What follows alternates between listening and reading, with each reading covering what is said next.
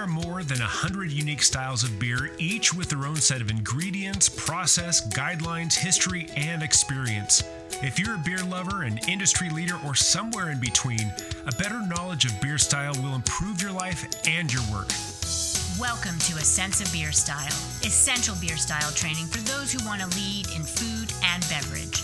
I'm Julia Herz. And I'm Jeremy Storton.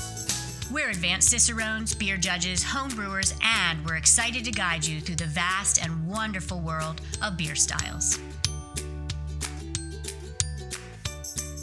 Okay, we've made it. We're getting further in 2021 Beer Judge Certification Program Style Guidelines, Jeremy. We're on page 75 of my printed book, at least, and it's category 34, specialty beer. So we got that going for us, and you listeners and viewers got that going for you too. Yeah, absolutely. This is a fun style, but I'll let you lead us in.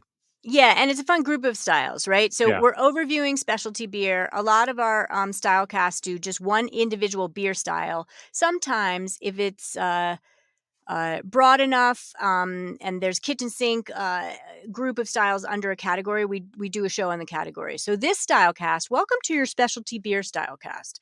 And it contains 3 styles within specialty beer: commercial specialty beer, mini or mixed style beer, and experimental beer. And so we're going to talk about that. If you're ever judging specialty beer and you were handed one of those 3 after you listen to this show, or maybe before, but you're recalibrating, you're going to be able to say, yes, it does, or it doesn't fit within what the guidelines want. That's kind of the goal. And commercial specialty beer, I'll lead off, is I think a good style, albeit they only list 2 commercial examples. And so there are such unique 2 beers that the BJCP has listed: Orval and La Chouffe, which is a Belgian blonde. Orval is I would say, a Belgian specialty beer. And they don't fit with any other beer style guidelines. They don't fit with the other 2 that Jeremy's going to overview for you under specialty beer. They're not mixed style beer. They're not experimental beer because they're specific enough to be established. Commercial specialty beer is somebody brewing a beer that is an ode to that commercial beer that doesn't fit in any other category. So the guidelines literally, and I shall read, say the style is intended for reproductions or interpretations of specific commercial beers that don't fit within defined styles. And Orval, I mean, have you had Orval, listeners? Jeremy, you have. I have 2, Yes. 3, 4 in my cellar. What an incredible beer. Frankly, Orval is only 6.9% alcohol. It has, some candy sugar in it, hops, barley, water, yeast, like very basic. My understanding still, I would need to verify with the brewery, is that they do prime it and give it a charge of Brettanomyces to bottle condition that beer. So you cellar these beers and they can become much more advanced in the Brett expression over time. And they're champagne-like if they're properly carbonated, of which they're one of the better beers that show you how to carbonate in the bottle. And they're incredible. And La Chouffe, it's not quite a Belgian blonde ale. It's 8% alcohol. It's bigger in alcohol than the BJCP style guidelines will call for. 6 to 7.5% is a Belgian blonde. La Chouffe's higher than that and has a little bit of difference of nuance. So they're so famous, these beers, that you could brew them. BJCP clearly loves them. And if you do, you're going to enter them into an AHA BJCP sanctioned competition under commercial specialty beer. Yeah. And listener and viewer, I think for me, I think a simple way to think of these categories is the commercial specialty beer is, I would describe that as, because these are beers you know and you love, but when someone asked, what is it? I don't know. When you get to the mixed style beer, I would describe that as, wait, what? And I'll get in there in just a minute. And then with the experimental beer, I would describe that as, oh hell, I don't know, just stick it in anywhere. That's how I describe these beers. Is that fair, Julia?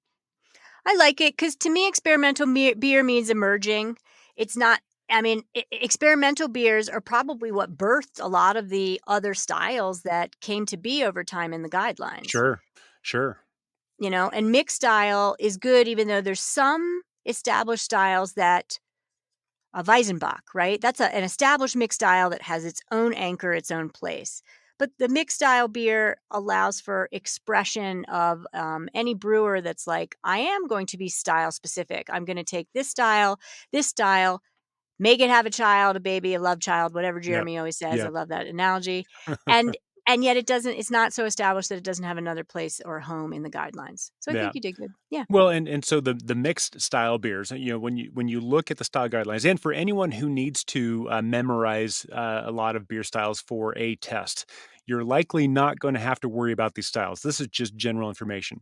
But for the mixed style beer, this is where you have beers that fit existing styles, but they have a little twist. It's either a combination of a couple different styles. It could be a variation of an ingredient or a process, or it could be it fits the style, but it's out of spec for that. And some examples of that, um, let's say someone decided they want to take an American porter and use lager yeast and make a lagered porter. That's something that's just kind of a mixed style. And maybe a variation using an ingredient or process. Maybe they take that same porter, but we're going to decoction mash it to create this porter and see what happens. So these are just kind of a mishmash of styles because why not, right? This is just homebrewer's delight. Let's play with it and become the Frankenstein beers. And then that third kind of variation of it, where it's a variation of a style. A good example, I was thinking about this. I remember as a Rogue Brewery, and they had an Imperial Pilsner. Well, that's not a thing, but it is now. And so when you have a Pilsner, for example, and they have an Imperial, it's like, okay, well, that's a different variation. That would be a mixed style of this beer. And so that's how they kind of describe what a mixed style beer is. When you get to experimental, that really is intended to be a catch-all for, I don't know, I've never seen this before. Just put it somewhere. I would imagine in the beginning, maybe this is where pastry stouts existed. Maybe this is, something that someone is trying to tinker with and brew in their backyard. This has homebrewer written all over it. Frankly, come up with something that we've never even thought of before, and all these commercial brewers thinking, "Hey, that's incredible. Let's try it." That's kind of where this experimental beer comes from. And so it's kind of an interesting edge of the frontier and catch all at the same time. So that's kind of what I think about when I think about the experimental beer. Yeah. Uh, An example experimental, by the way, and I drink it a lot, is the Pivo Pils Firestone Walker. And it's listed in the guidelines. So I think it's good to talk commercial examples to kind of wrap your brain around it. Pivo Pils took yeah, traditional German Pilsner with the American twist, right? That yeah, dry hopping aspect. It's such a hoppy floral beer. And I know that's a small nuance, but traditionally those the German Pils, 1842, Pilsner Urquell, and then you get to, that's the Bohemian Pilsner, and then you get to German Pils.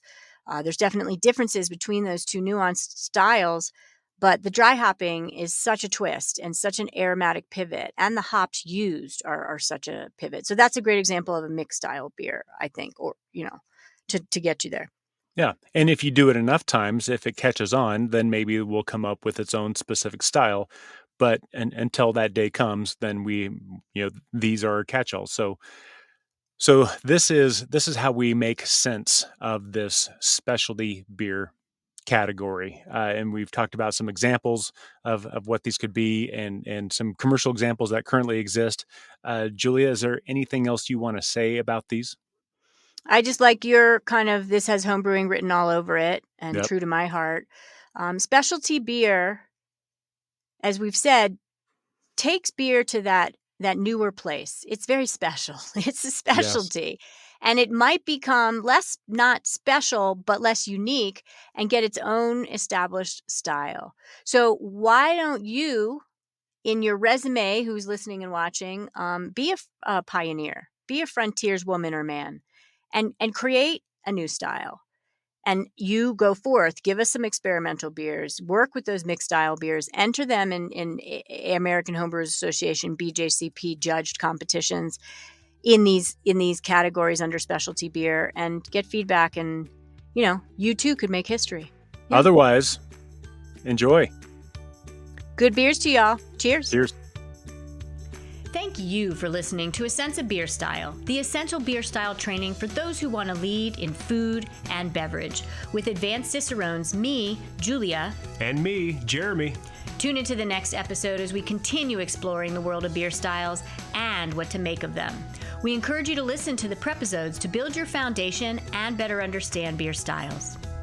And before the next episode, I'd like to ask you to review the show and let us know what you'd like featured in upcoming episodes. Until next time, here's to you and your sense of beer style. Thank you for listening. Cheers.